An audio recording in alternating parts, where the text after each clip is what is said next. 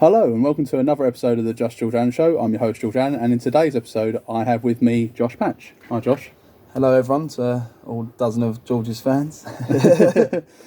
Josh is here with me because I wanted to get a guest on the show, and I thought, why not start with someone who has a lot of interests similar to mine. The main interest we're going to talk about really is football. Josh, over to you. Let everyone know what your thoughts are. A lot of people are aware that George is an Arsenal fan. You guys might not be aware I'm a Man United fan. So how we're friends really is a bit of a mystery. But yeah, we both would have grown up hating each other really in terms of a football aspect. But, I think if we were both the age we are now, say in the early 2000s, oh yeah, we probably wouldn't have it'd be a lot seeing eye more to of a eye. heated discussion. I Probably think. still would have been friends, but when it got to the weekend, we would hate each other and then be friends again. Yeah, definitely during the week. At least for 2 games this season, anyway. Yeah. So you obviously, have been a fan your whole life. Yep. Since about 4 years old. My old man is the reason why I bought Man United. He used to call me a little devil. Obviously, seeing the devil on the Man United badge, makes sense. kind of threw me in that direction. Yeah. And never looked back. I mean, it's not as great success nowadays as it was when I was growing up. Same for us though as well. That's why I think Man United fans and Arsenal fans, in my opinion anyway, we are from the same path. Like obviously your path was when you were at your highest. It was never no one matched Man United's high. No. I'm not going to sit here and be like, oh, Wenger was the same as Fergie, because that's literally they were both brilliant, but Fergie was amazing. And I'm not talking about the one from Black Eyed Peas. I'm talking about Alex Ferguson. Yeah, she is amazing. She's amazing as well. Not so much the solo More career. so to look at. But, I feel like obviously the main era of Man United's success being we'd say the mid to late 90s, would you say, during the Ferguson years? I think that the peak was obviously the treble season, doing something that no one's done before or since. Clubs have come close. Liverpool came close. City have come close a couple of times. Yeah. Man United come close again in 2008. The old Portsmouth semi-final, I believe. It was in the FA Cup. Dodgy decision by the ref. Could have had another treble that season, which would be ludicrous now looking back on. But I mean, growing up as a kid, born in 92, I saw us at the start of our sort of success. And then, I kind of took it for granted, really. You just win the league, it's like we've won the league again. And it was only really the Champions League, as me personally, would look forward to, because a lot of the time the Premier League was a given. There was a couple of seasons where we wouldn't, to and fro's between Man United and Arsenal, and then the Chelsea's come along. Yeah, obviously we were talking about it on the way up here. Obviously, the years that you'd won it, most of the time it would be, if you weren't winning it, Arsenal were winning it. Yeah, so and maybe a couple year gap where we won it and then you'd win it again. 3 in a row or 2 in a row. I mean, how many titles was it in the end for Ferguson? I think he won 13 Premier League titles. Sorry, I think I asked that question wrong. How many titles is it Man United? Is it 19 or is it 20? We are on 20. Yeah. We are on 20 league titles, and 13 of them being Premier League. Unbelievable, really, when you think about that. Well, you think when the Premier League started in the 92, I think, and then from there until when Fergie left in 2013, I believe. Yes, because we were talking about that as well, when obviously Van Persie left Arsenal and joined Man United. I think Fergie was still in charge, and I think that was the last title, wasn't it? Well, it was the last title. Obviously, Arsenal fans and players having to give a guard of honour to Van Persie walking out. Fantastic. At the front. Oh, you can't deny he was that first year of Van Persie at Man United was incredible. I think it was. You can correct me if I'm wrong, but it was against Aston Villa. Ball comes over the top. He just whacks it on that volley. Well, unbelievable goal. I know a few players have said this in interviews and said that basically signing Van Persie was the catalyst to winning the league that season. Players were told, give Van Persie the ball, he'll get the goals and we'll win the league. Yeah, I feel like it can. You don't have to, I'm not here to bash Chelsea. Chelsea have signed a lot of players, but sometimes you don't have to buy 6 players. You can buy just 1 or 2 that will just revolutionise your team, either in the middle, at the back, or up front. And Van Persie, for me, because the team was already good enough, to be challenging at least. Yeah, definitely. And then Van Persie coming in was just... Because who was the striker before Van Persie then?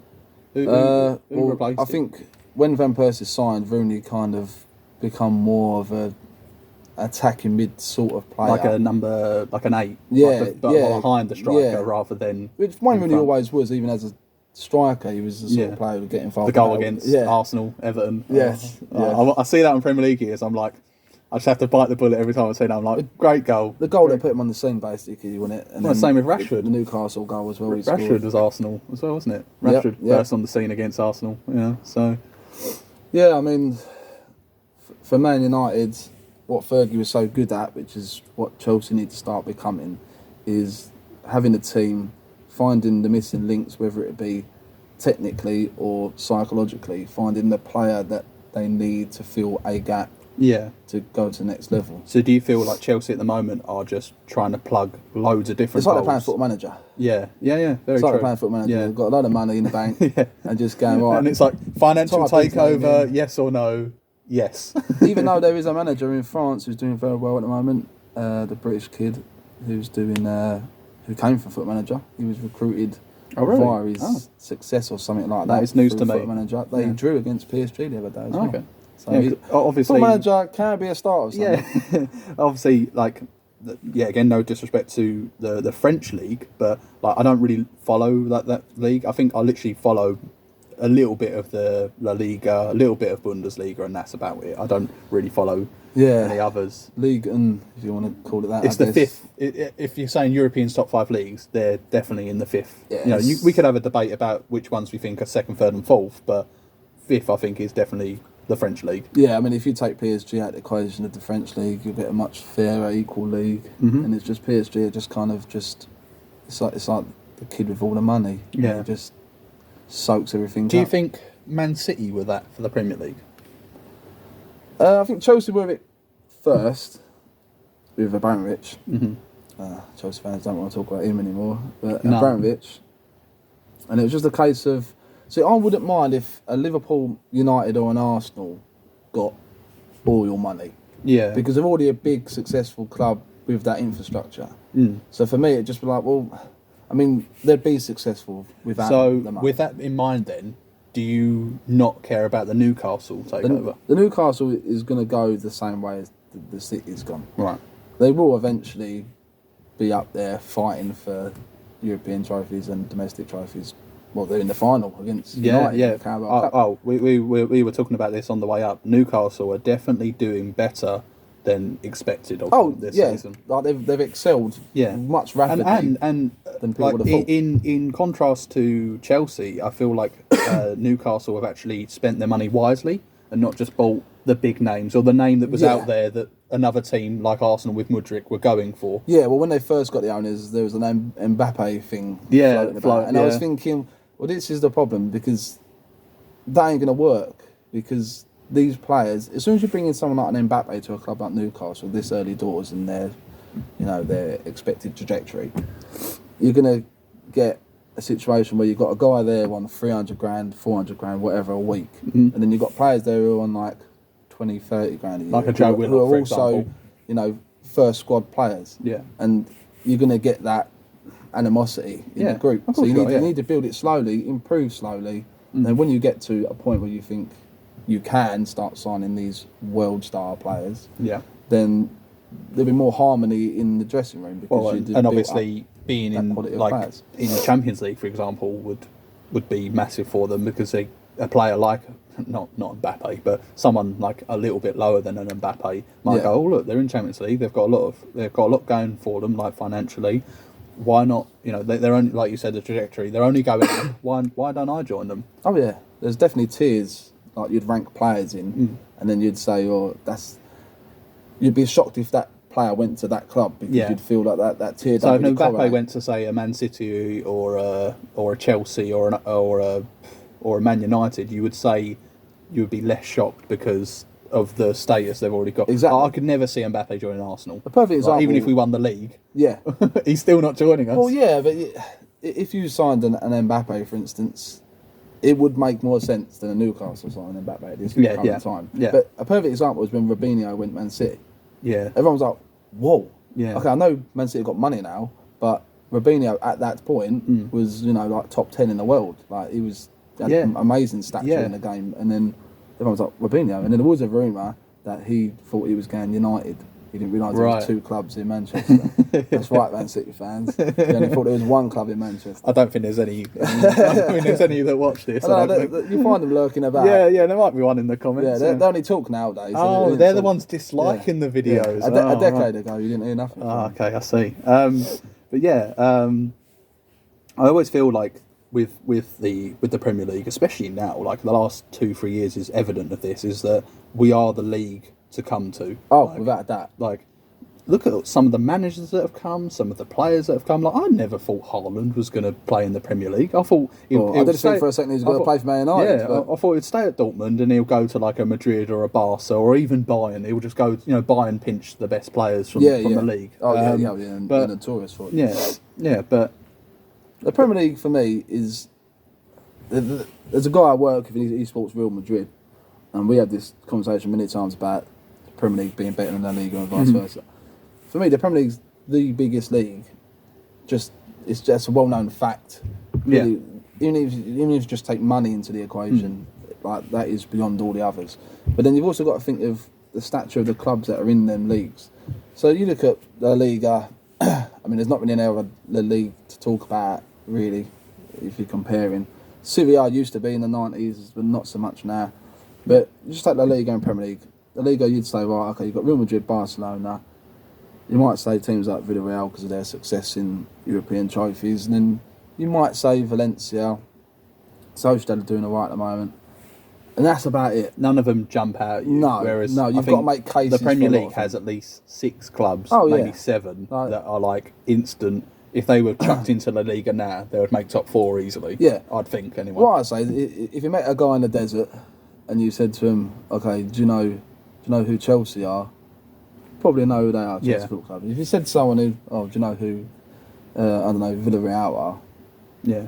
Probably not. And that's what I'm getting at. Is there are levels to the stature of the club that's in the Premier League. Yeah, just way surpasses. And I think that's a lot to do with obviously the money that's in the Premier League. Like the television money that's in the Premier League is just ridiculous. The amount of coverage it gets, the amount of viewers it gets. It's only ever going to go up. It won't go down. Yeah, man, as a Man United fan, I can say this firsthand, but because of our success in the early doors of the Premiership, as what it was called, I think. Yeah, we were such winners of that when that was really blown onto the market in terms of TV deals. And that's why Man United's so big as it is now. I feel like Man United to me are like the Phil Taylor of darts. Yeah, they win everything. That's a good comparison. They win everything, and you just expect them to win it. And if they don't, you think, well, who beat them to the title? You know, and you think, why did they not win? But it's not that black and white though, is it? It's not.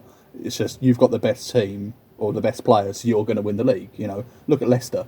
They didn't have the best players, but they played as a team. They got a lot of fortunate. There was no challenges. The biggest fortunate at that is their only competitor was Tottenham in a 2-horse race, who then finished third, and then we finished second. 2-horse race. Yeah. So and we were never in that race. We beat them home and away, Leicester, but we were never in the race. So I don't think if you're a club fighting for the league title and Tottenham's your competitor, you're fine. You're fine. Yeah, because Tottenham will bottle it at some point. That's not me saying that. See, I've got no problem with Tottenham. No, but they do have a lack of history, but actually a history of bottling it. Yes. Yeah. Champions League final being wonderful. I know. Obviously, this episode is more so about yourself and Man United, and we'll get onto that more so. But with the Arsenal Tottenham, obviously with Tottenham currently, they have been finishing the league much higher than us and stuff like that. But I don't really look at that as success. I look at the trophies. I look at so if, say for example, this season we finished 3rd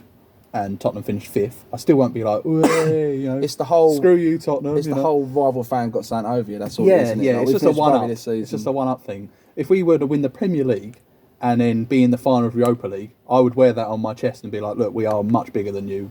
Yeah, I mean, we've won the Europa League somewhat recently. Mourinho, wasn't it? Yeah, and it didn't set my heart. You were in a final as well. God, that final. Yeah, the Villarreal one. That was awful. Yeah, the penalties that just went on for an eternity. And I knew as soon as David De Gea stepped up and looked at his face. And did he take the gloves off, didn't he? He knew he weren't scoring. He could just tell on his face. And I was sitting there watching, I was thinking, this ain't going in. No. There's no way this is going in. He knows it's not going in. And then, that was the end of... But winning the Europa League, to me, as a big club fan, is like winning the Carabao Cup.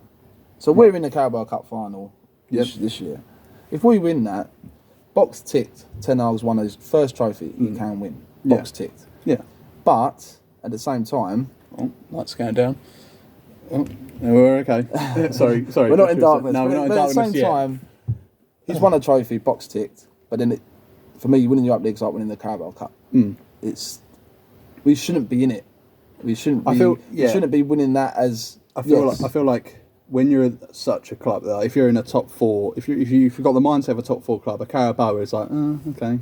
Same with the FA Cup. You shouldn't have that mentality, but you do have that mentality because you're like, right, concentrate on getting the top four first, and then if we win that, it's a bonus. Yeah, but someone like a Fulham fan winning the Carabao Cup, they'd be like, when Wigan won it, they went down. I think they won the FA Cup, did they? And then they went down, or they won the Carling Cup and they went down. I can't remember how it went. Well, Portsmouth, happened to Portsmouth, didn't they? They won the FA Cup, and then where the hell are they now? But so moving on. So we were going to discuss about like a Man United from old and the Arsenal from old, and then what we'd have as a team. And the lights are going down. Let me just move a little bit quickly. 1 second. Apologies, people. George, keep your clothes on. Why has that not come back on? Are we back? We have light. We're back, yeah.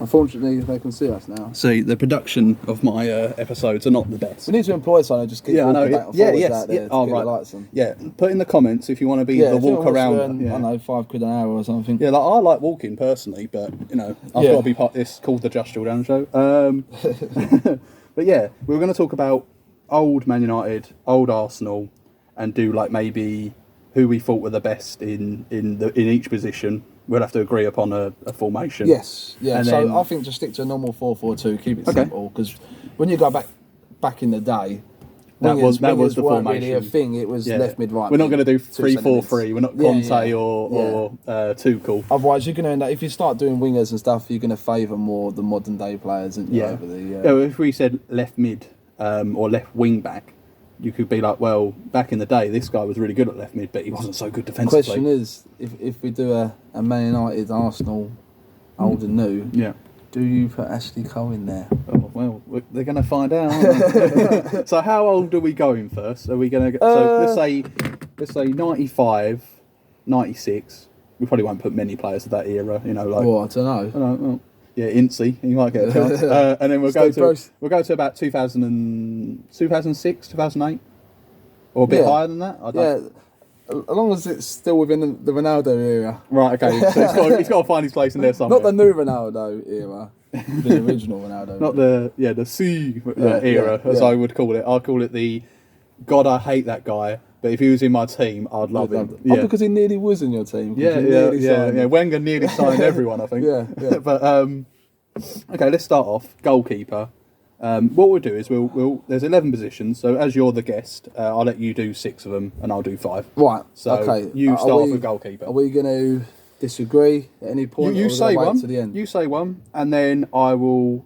If I disagree, I'll tell my person. Right. If I agree, and vice versa. If you agree, we'll go on to the next position. All right, so it's going to be a combined 11 of both of us. Okay. Obviously, we'll agree to disagree if we just... Well, you go goalkeeper, because that's a boring position. No, because it's 6 and 5, isn't it? Okay, so okay. Right, if you start off first.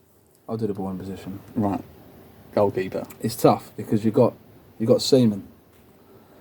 Then you got Schmeichel. Layman. And then you got Layman. You got Van der Sar. Barthez. Not Barthez. When he was calling it as offside. Not Almunia either. Yeah, not Almunia. Not Mark Bosnich. I'm going to go with... That's all the City fans that are That's all the City fans ringing up saying, there is 2 clubs in Manchester. The noisy neighbours. I'm going to go for... It's tough. I'm going to go Schmeichel. I'm going to go Schmeichel. Straight away, if I had 3 seconds to answer it, Schmeichel. Straight away. I love Van der Sar, but it's just... I don't know, it's something about Peter Schmeichel, it's something about... When I see old school, being a kid if I saw a Polaroid picture of him, I'd be like, wow. Yeah. He looks like a proper goalkeeper. Because I used to have that shirt as well when I was a kid. The green sharp one. I had that shirt. So I'm gonna go Schmeichel. I agree. Right, I'll take one of the centre backs role because you can pick left or right back. I don't think it really matters. Just two centre backs, I guess. Centre backs. I've got to go. It's tough with Man United because there's a load of You've had some good centre backs. There's some. Adams. Adams, Campbell, even Kolo Touré was part of the. I wouldn't put Kolo Touré in there, but. And then I'll look at you. You got Vidic. You got Ferdinand. Steve Bruce. Yeah, bloody hell. Yapstam. If we're going to go that far back. Sold too early, Fergie. Too early. If he's watching this. Who would I go for? I'm going to go. That's a tough one. Oh, I don't want to be biased though either. No, you can be biased. Tony Adams. That's one of them centre backs. He's up there in my top 3 Premier League all time. Okay, right. So do you agree with him being in the 2 for the combined? Right. I'll get to that. The thing is, I've always loved Tony Adams. I like just like the guy the way he was on the pitch, and no nonsense. But for me, my one's going to be Ferdinand. Right. But if I had my own way, it would be Ferdinand Vidic. Oh, okay. Because I just think that them two... I know these guys not going out on the pitch and playing for us, but them two, as a pairing, was just unbelievable. Yeah. Like, I would have... It was a winning formula.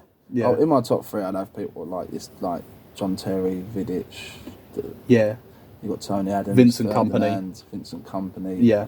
You know, there's a lot of centre backs out there, and you can make a case for probably about a dozen of them. So, yeah, I'm going to be slightly biased. You would have some Liverpool fans saying Van Dijk, even though I class that as more short. I know he's been there for quite a while now, but they literally have won 1 Premier League and 1 Champions League. Like Van Dijk's a good defender, but I feel he does a lot of jockeying.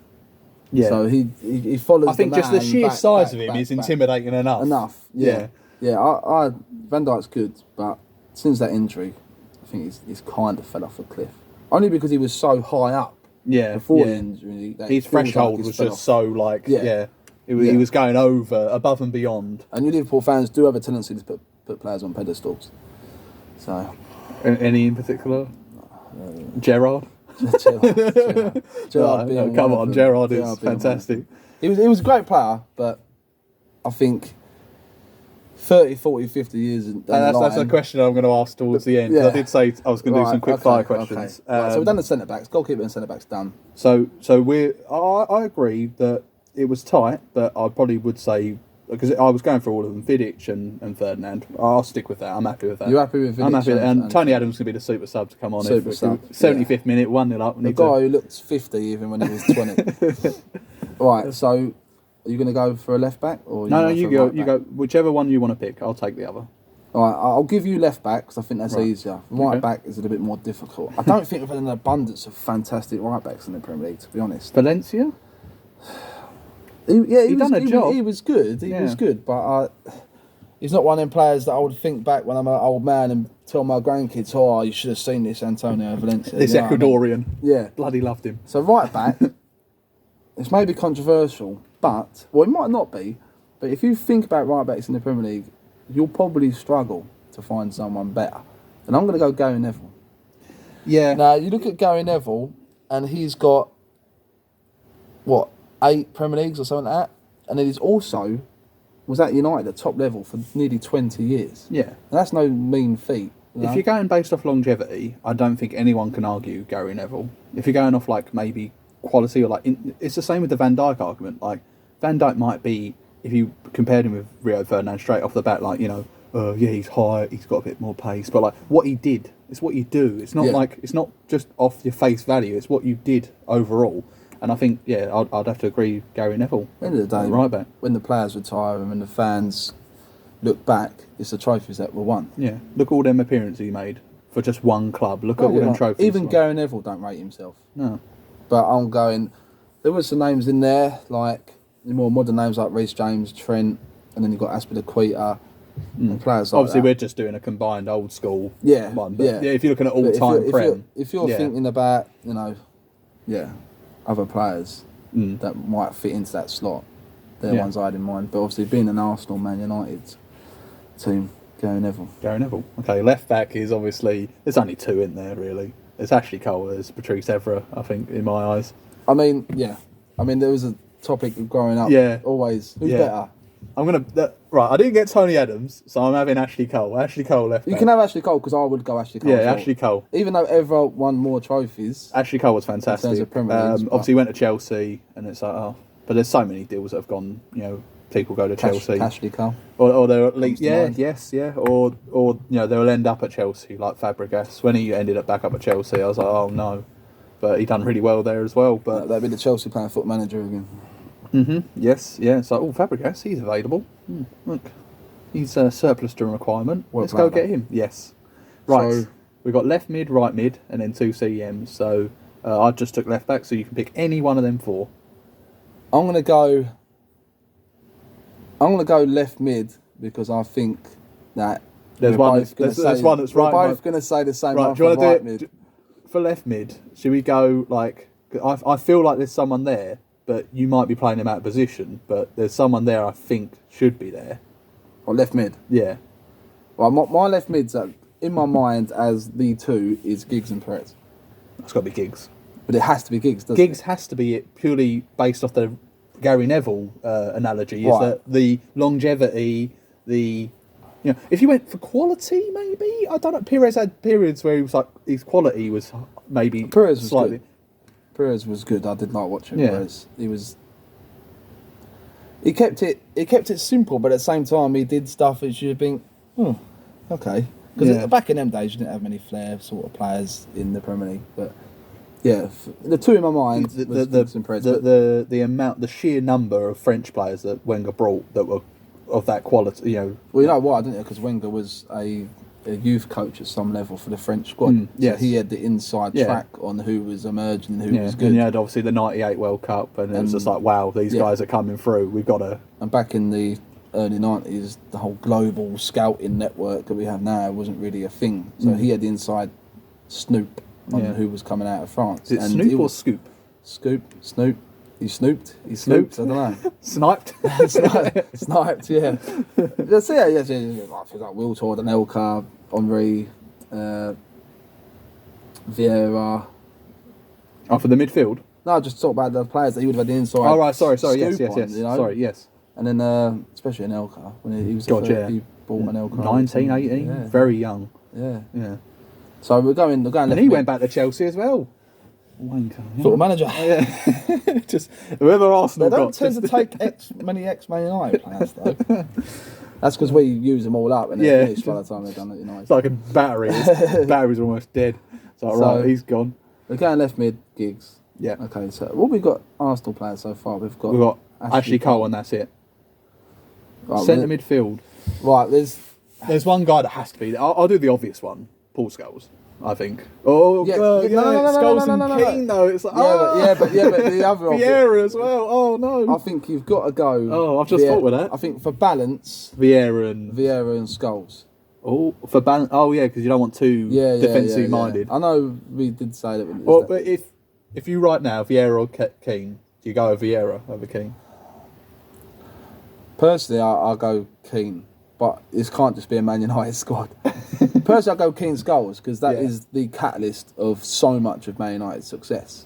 So you can't look past it. But we've got to have some Arsenal players. Yeah. No, I think I agree with that. Then, are you happy with Vieira then? Vieira and Scholes. Vieira and Scholes. Okay, definitely. Okay, Vieira and Scholes, and then right mid. Right, you take right mid because I took left mid. Personally, I think there is only one right mid. Is he English? No. He's Portuguese. He's got his own celebration. Oh well, no! What, you wouldn't play him up front? No. Because we're going old school. At this time, he was like a left mid, right mid. Oh, I thought David Beckham. Yeah, I mean he's up there. Beckham and Ronaldo. Yeah, things Ronaldo at this time weren't a striker. He used it up to 08, didn't he? He didn't really become a striker until Mourinho made him one at Real Madrid. Because he was still playing left wing, wasn't he? Yeah, he had You had Higuain and Benzema. Was it Higuain and Benzema? I'm pretty sure when we first signed Ronaldo, he was right mid. Oh yeah. Oh no, I'm not disputing that. I'm sorry. I mean when he went to Real Madrid. I think it was Higuain and Benzema. I think, or it was Higuain and some other striker, and then it was him on the left and someone else on the right. I can't remember. Because obviously when we first signed Ronaldo, there was not that goal scoring. That no, it was now. Just a flair play. You know, like and take a player on. It was Giggs left, Ronaldo right. Yeah, and that's how it was at the beginning. Oh, it's a tough one with that right. Personally, if you write a squad out, even the Premier League all-time 11 ever, Ronaldo's. He's got to be in there. Yeah, like. But this is your decision. This is your right mid. I'm gonna go Beckham. I know it's controversial. Oh, I love Beckham. Before Ronaldo come along, Beckham. was I'm gonna say Beckham right mid. Beckham at Man United. I love Beckham at Man United. Right, so we'll do one striker each. Yeah. If one's not in there, I'm ending this right now. Well, I know what you're talking about. I'm gonna go Rooney as one of them. Yeah, I agree. Because, and I'll explain that, he's Man United's all-time goal scorer. Yeah. Now that is no insignificant thing when you think of the players that United's had. The players that United have had for decades as well. We could probably list about 5 right off the top of our heads, 10 that were either really good for Man United or when they came or after they've gone from away from Man United, they're just a quality player striker-wise. There's so many you can think of. You look at Tevez, you look at Berbatov, you look at Ibrahimovic, you look at... I'm probably going to miss some off. The two fellas in the 90s, Dwight York and Andy Cole. Well, the best striker partnership ever in Premier League history. I know we don't really do Whoa, Bergkamp and Henry. No, the best strike partnership in Premier League history is Dwight York and Andy Cole. Yeah. Them two are just on in sync. Yeah. It was ridiculous. So we're going Rooney. And the other obvious one has to be Henry. Will Tord. Yeah. Francis Jeffers. Honourable mention, Ian Wright. Love Ian Wright. Love him as a person as well. Ian Wright is fantastic. Yeah. But yeah. Ian Wright, if you're out there, I'd like to go for a beer with you. Yeah, he seems like a really genuine guy. Yeah. I love his coverage on ITV as well. Him and Keane complement each other on ITV. So, because everyone loves a striker, it is the exciting part of the pitch. Yeah. So let's do some honourable mentions. So you've got your Bergkamp. I've literally just listed all them off, and there's still about 5-10 more that we could always... You've got Bergkamp. You've got Van Persie. You've got Van Persie, played for both of us. You've got Shamak. A little bit more successful at United. Shamak. And then you've got even Solskjaer. Solskjaer was pivotal in so many games for United. Yeah. And then you've also got people like Van Nistelrooy. Yeah. It's incredible when you have a discussion like this. You forget so many names. Yeah, you know, like me with when I went to Skulls, and I was like, oh crap, I've left off Vieira and Keane. You know, we didn't even talk about Ray Parlour. Like he done Petit on one of them sides, Emmanuel Petit. There's so many great players that played. Even Fabregas. Fabregas in that era. Yeah. Well, not the era of Vieira, but the era of up to 2008. Yeah, 2004 to 8. Yeah, because he was like a youngster when he was in. Yeah, but he was unbelievable when he first Invincible. come onto the scene. Everyone was like, wow. Yeah. Yeah. So there's plenty more names to. I'm sure there's people out there who are going to have different lineups. But that's the whole point of this. Is it's just an opinion. It's not. This is set in stone fact. It's going to go on like a plaque, and everyone has to agree with it. But no, and it's very off. This particular part is very off the cuff. It's very right. Who do you think this? Who goes into our combined? So let's just do an overview. So in goal we've got Schmeichel. But I could easily also have Seaman because he got some pretty good highlights. Yes, Seaman, as well as that one when he saves it like that, literally off ridiculous. The line. Especially the highlight with Ryan Giggs scores against him in the FA Cup semi-final. There we go, on the shirt. I know that one. See, I might be a bit younger than yourself, but I know these ones. He's not that much. They haunt me. Left back is Cole. Right back Gary Neville. Vidic and Ferdinand. Yep. Then we've got Vieira and Scholes. Yep. Left mid Giggs. Right Beckham. Beckham. Even though it could be Ronaldo. Yep. Good bench player to come on. And then Henry. Ronaldo on the bench. Yeah. That sounds familiar, doesn't it, over the last season or two? Oh, yeah. Well, that transitions quite nicely, actually, into what I want to talk about. So more modern day. Because obviously we've just, absolutely loved talking about all old school Arsenal. Yeah, when we and used Man to United. win stuff. Yeah. Exactly. Well, both teams. Yeah. Then Exactly. let's go from, say, I don't know, Moyes' era up to now. And what's your thoughts? What on just specifically Man United? Well, how you've done, where you've been in the league, what you've won. Firstly, I think Moyes. How many managers you've had? Moyes was the wrong decision at that time. I think the club needed someone big in terms of personality I agree. to be able to make that transition. Yeah, and Moyes, it was a big step up. Yeah, Moyes a great manager, but I don't think his personality and his own ego was big enough to be able to take the reigning champions on. I agree. And we're going dark again. We're going dark. It's them Man City fans coming in again. Sort of like Man United's history since David Moyes. Yeah. I'll get the candles out in a minute. It's sort of like our trophy room now. Sorry, my videos don't ever go on this long, so it's you know, but yeah, I have to agree. Moyes was definitely not the right option. I don't think anyway. Like, we're not sponsored by Lucozade. No. Yeah, there is other energy drinks. Yeah, there's no trademark here. But yeah, I feel like he was a good manager. Don't get me wrong. He done a really good job at Everton, but he done a sustainable job. It's like if, say, for example, right now, and he was available, like a Sean Dyche, you know, when he left Burnley, if someone like, say, a Chelsea would have got Sean Dyche, and everyone would be like, what are you doing? It's kind of happening with Potter right now. Yeah, that kind of happened with Moyes. You can make that comparison with Moyes going to Man United. Yeah. So we had the Moyes situation. Didn't go very well at all. I think he did need a little bit more time. Yeah, I would agree with some people's opinion on that. But do you think a lot of the managers you've brought in, like we're naming off, strikers? You've got Van Gaal, you've got you've got Ryan Giggs, you've got Solskjaer, you've got Mourinho. Rangnick. Do you think some of them have not been given enough time and some have been given too much time? Like Solskjaer, was he given too much time? Right. So let's go Louis Van Gaal. Bit unfortunately, got sacked straight after winning the FA Cup final. But I think that was about the right time to get rid of him. It was getting a bit weird with the way that the team was playing. It was a bit dull, which is weird for a Dutch manager because you normally expect total football. But yeah, it was a bit dull, and it might have just been a case of him working with what he's got. But that was that. Then you got Mourinho. Everyone, as a Man United fan, everyone's hopes were high. Yeah, this is a proven winner. And he won us the Europa League. He won us the Carabao Cup. I think against Southampton. I think it was. Is that your biggest last trophy since? The Ferguson era. Yeah. So the FA Cup was big. So really, you would say that Mourinho has been the most successful since Ferguson. Yeah, because he won 2 trophies. But look, I do rate winning the FA Cup higher than winning the Europa League. And Louis Van Gaal won us the FA Cup. Okay. I think that works in the case of that if you know you've already got top 4, Europa League's a bit of a... but if you're in Champions League, if you're in the top 6, 7, 8 and you win Europa League, you get Champions League because of winning Europa League. So I feel like it's the FA Cup has got the lineage and the heritage. Oh yeah, I love the FA Cup. Both of us. Yes, I again, love watching the draw. It's you look at who's in the draw, and you instantly go, right, who do you want? Yeah. Sometimes I'm like, I want. When Man United were more successful, I'd want a bigger team. But now, because we're not doing so great, it's like, I'll take Halifax Town, please.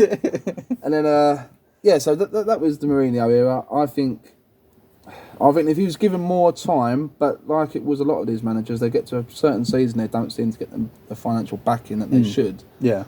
And I reckon if you'd have kept giving Mourinho money, he would have turned it around. Yeah, I agree. I think it was a period of time where so much success before it, and then stealing ship, and then you have competition coming as well, like your Chelseas, you have your Man Cities coming in. This is way before even Liverpool started. Even Tottenham were creeping up there.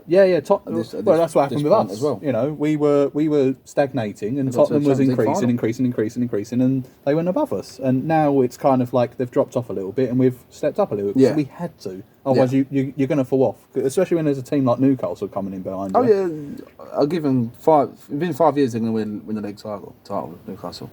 Yeah, I'd say so too. Because Eddie Howe's a brilliant manager. Yeah, I don't think he'll be the manager that gets in the I Premier League. think he's the right manager for this period in their This history navigational right period. now. Yeah, the transition from Yeah. being a mid-table / lower than that. But to, I do hope that he does earn the respect. I don't want him to win the Premier League. But I'm just saying I don't see it. I don't want him to win the Premier League. I'd rather him not. Yeah, But what I'm saying is that, like, I hope that he earns the respect, and then Newcastle, even when they do become successful, hopefully with him at the helm, that they still continue to back him and don't just jump ship and go, right, now it's time for a big name manager. You know, I want him to be able to. I can't agree anymore. Because he's the next manager.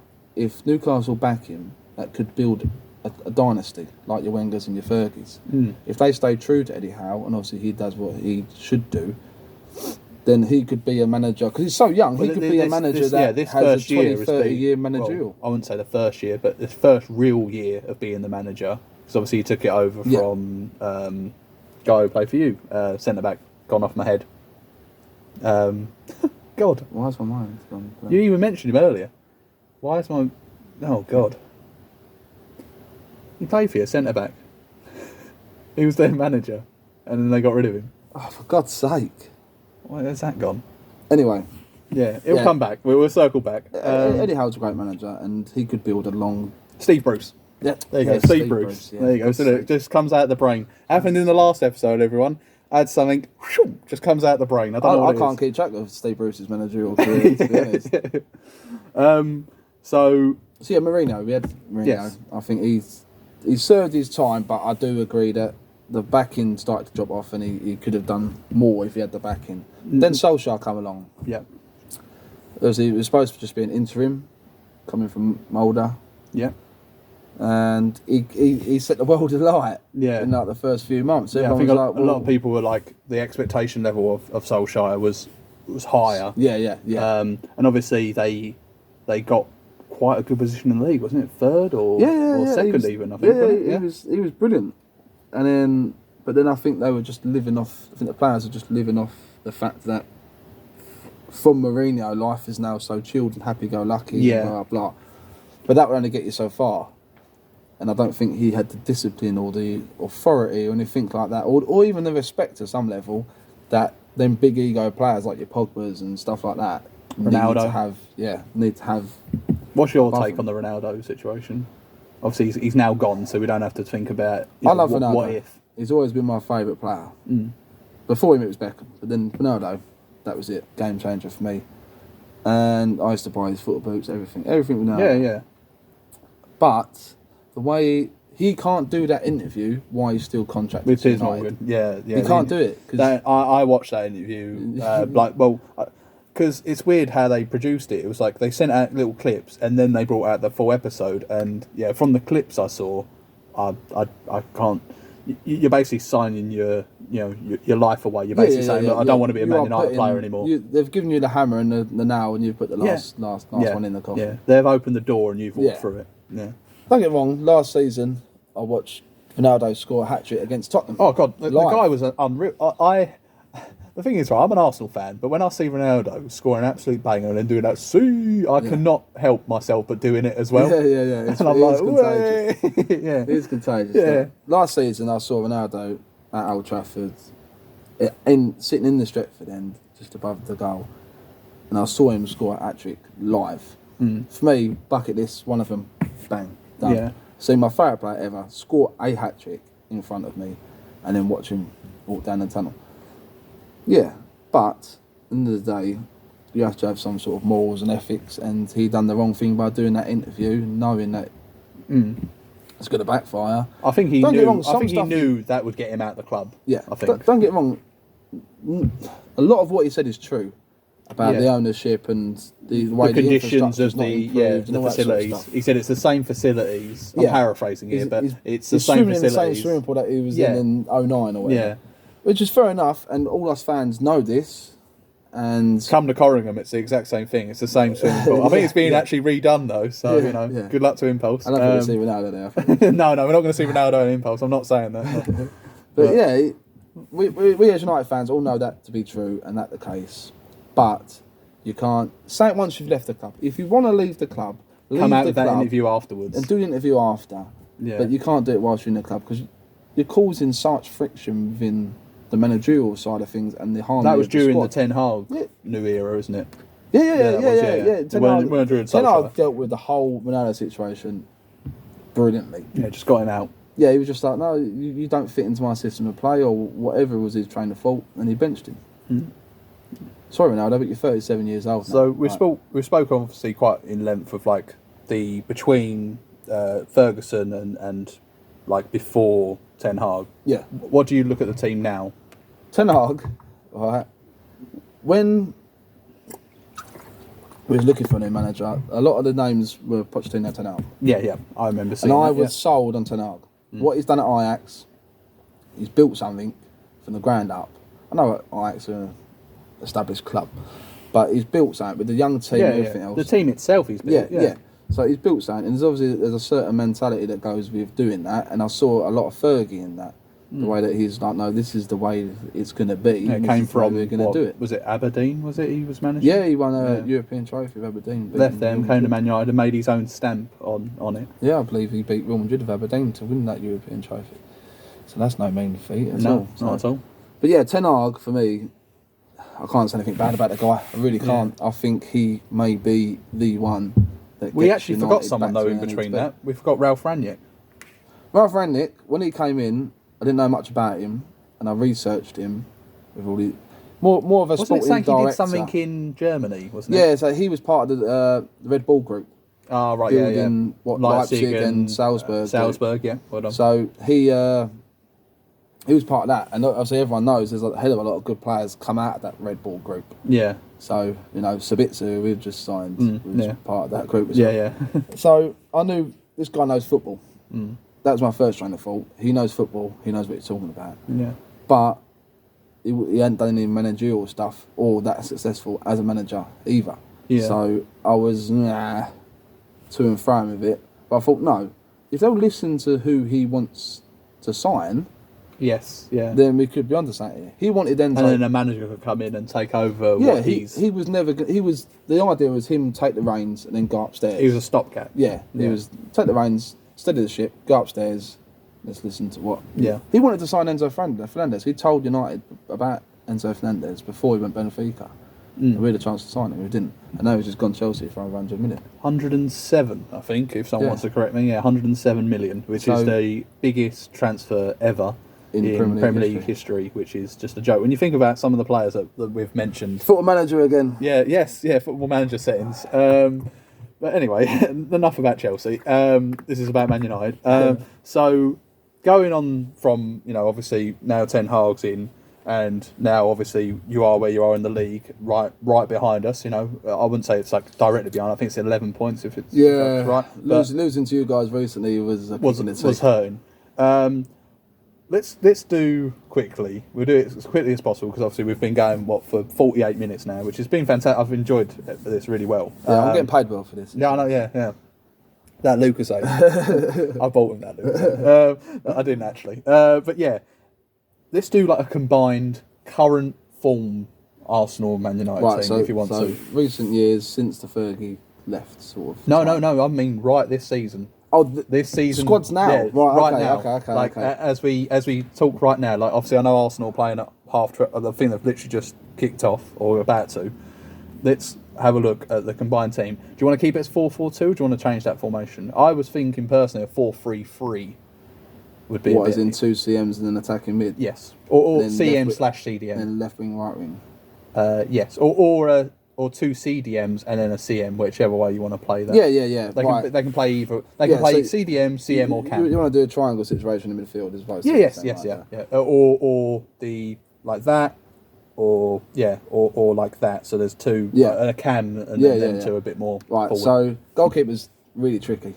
Yes. Because I said to you earlier that Ramsdale is not getting the credit this season that he deserves. Can you say that again? Ramsdale is not getting the credit he deserves because there's a lot of top goalkeepers making mistakes that result in goals. Ramsdale on the other end, not so much. There you go.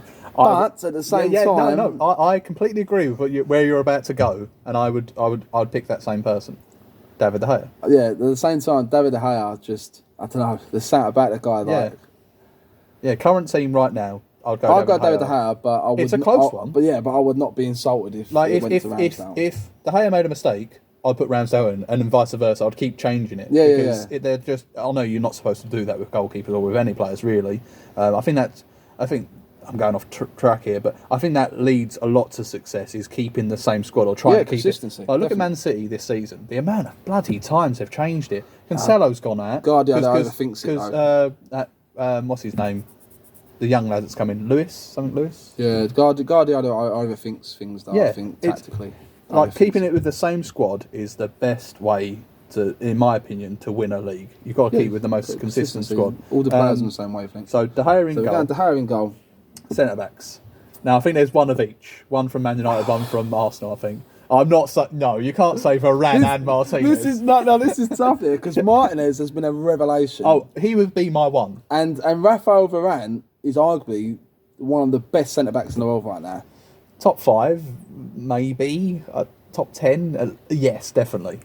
Right, so I'm going Martinez because this guy is watching Martinez is like watching football in the 80s and the 90s again. I hated the as soon as they signed him, I hated the height thing. The height thing. Yeah. You literally took it out of my mouth. It's literally he ain't gonna be good on them set. Like how many times? Right, look at Haaland for example. How many times they actually put balls into him, like consistently? Don't worry about height. I remember in the Champions League final, Messi out jumping Rio Ferdinand to score a goal against us. Yeah. So Raheem Sterling has out jumped some of our centre backs when they've scored. Yeah. Or Thiago Silva's small. He's one of the best. I'll put him 100% in my top 10. The guy's a Rolls Royce. I love that guy. So I'd say Martinez and then Saliba. The impact he's had in that team is unbelievable. Do you know what annoys me about Saliba is he was one of the best defenders last season in the French league, wasn't he? And you guys could have brought him back from loan then. And if you had done that last season, you guys might have had a better situation. Yeah, because obviously we had Gabriel Ben White. Obviously Ben White was moved to the right back position this season. But Saliba was brilliant last season as well in the French league. Yeah, 100%. So we're going to go Saliba. You agree with that? Yeah. It's a tough one. It's a tough one. I'm okay with that. This is the one, the left back. We were talking about this earlier, and I was like, we have to go with this guy. But you're like, you might disagree. Left back. Zinchenko. It's Luke Shaw, man. It's Zinchenko. Luke Shaw has been brilliant this season. Zinchenko can go up, cut into that midfield, be part of the midfield, come back. He's the passion, everything. My thing with Luke Shaw is this guy has gone into centre back against people like Man City as well. Oh, and again, it's tight. And had people in his pocket. And Maguire's still sitting on the bench. But I'm 80 million. Collecting a pay packet. Yeah. Fantastic for you, mate. Maguire, you can leave, by the way. Yeah. If you'd like to. Well, he was going to go West Ham, wasn't he? But you can leave. You have my permission. But Luke Shaw, I've got nothing but respect for Luke Shaw, especially when he had that big injury, came back in. He obviously had the spats with Mourinho and stuff, like, he would be in the team. I think we're going to be at a roadblock here, so I think we should just do a rock, paper, scissors. Okay, I agree. Right, just a one-off, bang, not best of 3, just one-off. Ready? So rock, paper, scissors. Yeah. Yep. Ready? Right. Rock, paper, scissors. Rock, paper, scissors. Rock, paper, scissors. Oh shit! Luke Shaw's in. Luke Shaw. Yep. And I think my camera's it's okay. I think we were doing that rock, paper, scissors. It kind of moved it a little bit. Here we go. We're good. We're back. So Luke Shaw's in. That was the way to decide it. Yeah. Yeah, that's how Tom, whatever his name is, the guy who owns Chelsea. Yes, that's how he does his deals. Yeah. Right, it's either Mudryk or Trossard. No, that's how he does his deals with FFP. Can we have this player? Rock, paper, scissors. Right back. It's Ben White. I've not really got a card to play in this. Yeah, it's Ben White. I think he's probably either the best or the second best right back this season. Yeah. I've not got a card to play. I could sit here and try and make a case for Dalot, but he's been injured for too long. Wan-Bissaka's doing okay. Dalot was brilliant when he started Wan-Bissaka, that pace. Wan-Bissaka's been brilliant. Against Zaha, when I saw that, when he was going through and he kept with him and tackled him, I thought, fantastic. Even Zaha said he was the only one. When I looked round, I was like, damn, it's him. Yeah. Ben White for sure. I've not got a card to play in this game. The midfield three. Casemiro as the CDM. Not even a discussion. Casemiro as the CDM. Are we doing it as a single CM? So 2 CM, 2 eights, floating eights, so they can go up. So Casemiro's in 100%. Casemiro for me, it's one of the birds of the season. Casemiro, agreed. I think we had this discussion literally moments before we started this. Yeah. I think Casemiro has had a better season Oh, God. Dun, dun, dun. Someone's disagreeing. Well, it's actually about a City player as well. Casemiro, right? You can tell him. Casemiro. Casemiro, the absolute... I mean, Real Madrid must be They must be kicking fuming. themselves for letting him go. Kicking themselves. But they have got Tchouaméni, Camavinga, Valverde. They've got a lot of players that can replace him. But Casemiro is still Fantastic. arguably the best DM in the world still. Yeah. Well, if you're putting up against people, he's better than Kante at the moment. He's better than Fabinho. He's better than Thomas Partey. He's better than Goretzka. Busquets. Better than Busquets. Yeah, I'd say Casemiro is probably the best CDM. He's better than Kante's not really. The only thing I could Kante's gone only off for player years I could anyway. think maybe not is if Joshua Kimmich used to class him as a DM. Yeah, but he's true. But even I'd still put Casemiro over him. Yeah, Casemiro. for me, that's the type of CDM I'd want in my team. Like Thomas Partey has done really well this season as well. Yeah. But if you're comparing him with Casemiro, it's Casemiro. The only thing with Thomas Partey is you can't take him back to Spain, can you, at any point, because he's in a bit of trouble. I told him not to say anything like, too below the belt. But hey, well, that's only if people know about that. Anyway, so we've gone to Casemiro. Yes. Who's playing alongside him? my two guys, I can say it straight away. Like he's behind them, and there's two in front. Right, yeah. Odegaard, Bruno Fernandes. Yeah. Straight away. Yeah. Bruno's doing great. There's no discussion. Odegaard is in the top three best players in the Premier League right now. Haaland, Casemiro, Odegaard. Bruno Fernandes' stats, I think it's like 150 games for United and 100 goal contributions. Involvements. That's just ridiculous. I think that's why they coin it. They say goal involvements. Yeah. My left wing, so we're playing 4-3-3, left wing, right wing striker. My left winger is Marcus Rashford. It's Marcus Rashford. It's Marcus Rashford. That guy, he's like... Feed the children. I don't... Yeah. Feed the goals. Feed them two sticks. That guy has revolutionised how he plays. Oh yeah, that's why he celebrates. It's a confidence. It's a confidence his mentality. thing. Yeah. And I hope that Sancho, whatever he has been doing, I think he went to Holland. Whatever he's been doing is hopefully he can get into that kind of mental space where Rashford is now at. Mm-hmm. Rashford has to be the left winger for me. And it has to be. Striker has to be Gabriel Jesus. Hang on. What? Right wing. So I was going to go. I wanted to do the obvious one first. Oh, okay. Striker is Gabriel Jesus. Yes. I'm going to be Weghorst, and Ketty is doing well, but no. And Jesus. It has to be Jesus. I don't think either of us are really. Is it Jesus or Jesus that do we go for? I don't think it really matters. Obviously, you could say Jesus if you wanted to. It's where. It's he's the one turning the lights off. Got a few things to ask him. He's the one turning the lights off. And then right winger has to be Bukayo Saka. Yeah, it has to be. So it's a good balanced team. Anthony has been hit and miss. I mean, he scored a pretty good goal against you guys. Yeah. But for me, Anthony needs to. Anthony reminds me of early Ronaldo. Oh, okay. Pick and choose. Load of flair, but not much. Pick and choose when the flair needs to be done. Yeah. But he needs to become a bit like Mahrez. Because Mahrez, when he first came in, was very left-footed, and you could read him like a book. Yeah, and the defenders now have clocked onto that. Yeah, and Salah does that all the time. Like, the only player who I could think of ever who's able to continuously keep doing the same thing and being successful at that is Arjen Robben. Yeah, Robben and Ribéry. Yeah, everyone knew Robben was going to cut in and shoot with his left, but they still couldn't stop it. Yeah, true. And he'd still keep because he'd do it from the edge of the box and curl it into the top left-hand corner. Now, Anthony hasn't got that ability. So Anthony needs to become a bit like Ryan Mahrez is now and mix his game up a bit. Because he gets the ball, he cuts in, and everyone knows exactly what he's going to do. The centre-backs are ready. Goalkeeper knows he's going to go. Far post. Anthony, start just putting the shots in the front post.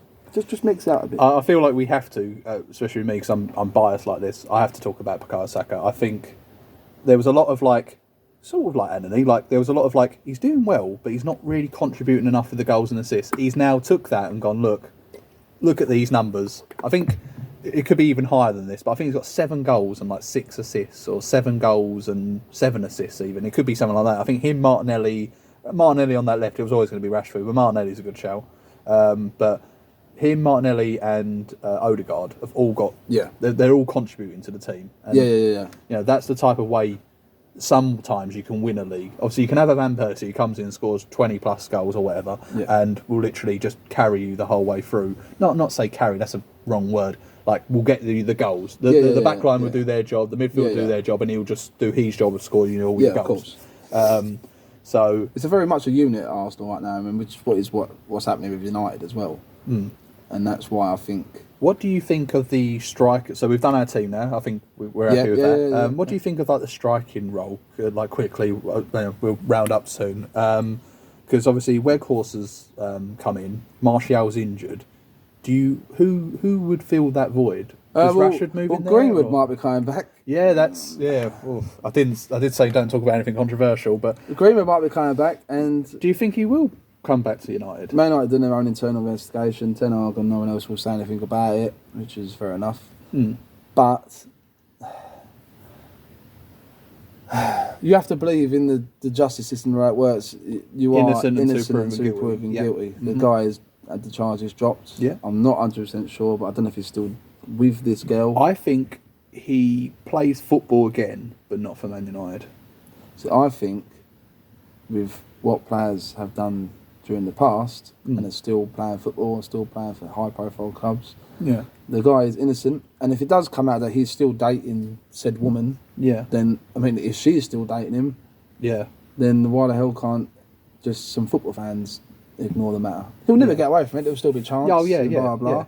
But at the end of the day, I loved Greenwood before it all kicked off. Oh yeah, I thought what a talent! I thought, here we go. England, I used to sign him on career mode all the time because he was cheap. His potential was so high. Yeah. He was such a good player, and I thought, and then I saw that come out. I thought, like you just feel just disappointed, don't you? You just feel like just deflated. Players gone through it before. Ronaldo was accused of it before. Oh yeah, players go through tax things. They go through Benjamin Mendy's charges. Yeah. What will happen with Benjamin Mendy? You could compare it with that.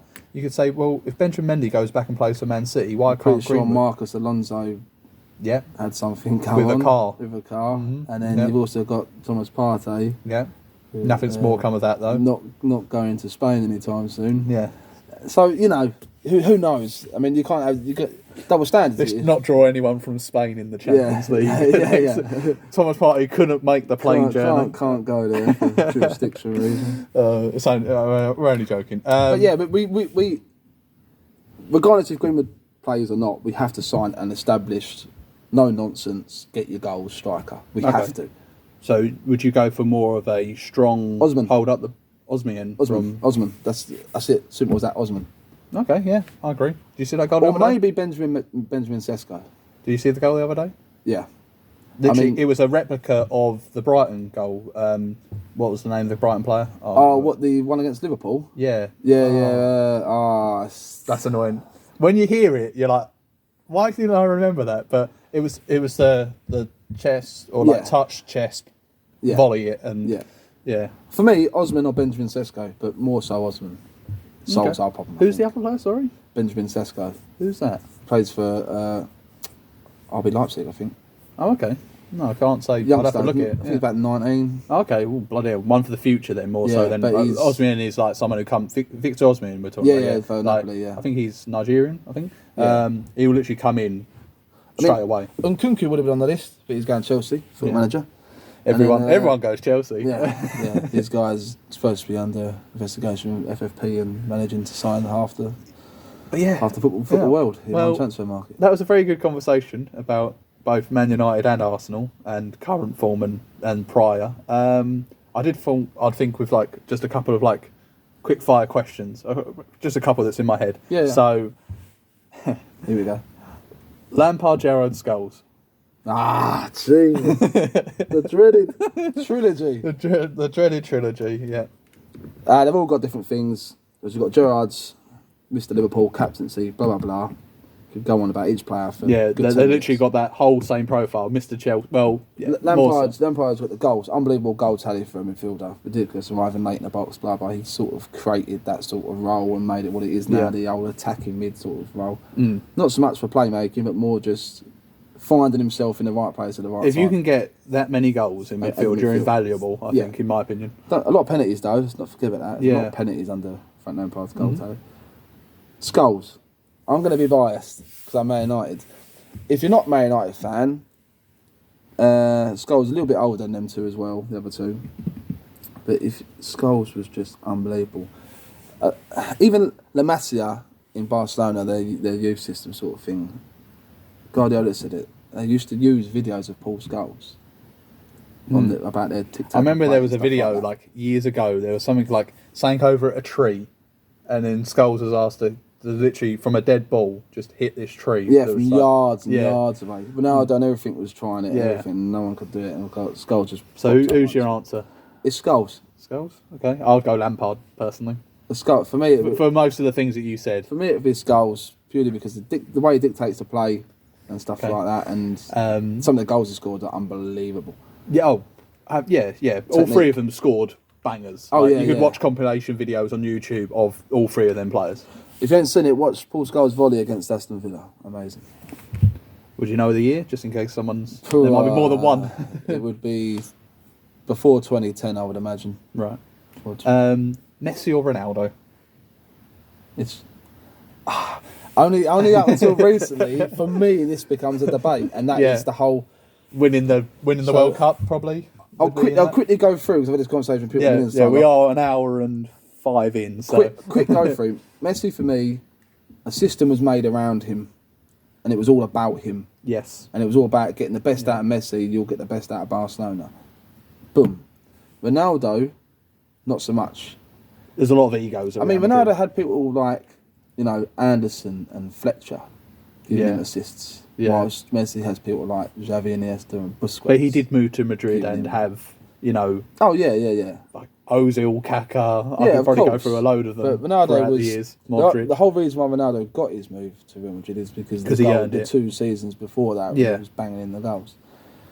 Ronaldo, he was talented from birth, but he had to work ridiculously hard to get where he is. I feel like Messi was a god. He was born with it, talent, and he had to go through some struggles with his size and everything else. Yeah. Oh, and the in and out of being in the Argentina squad and stuff like that, and the move even from Barcelona that could have demoralised him. To be fair, you've got Ronaldo's won. Messi's won more Ballon d'Ors. A couple of them a bit shouldn't have really won it.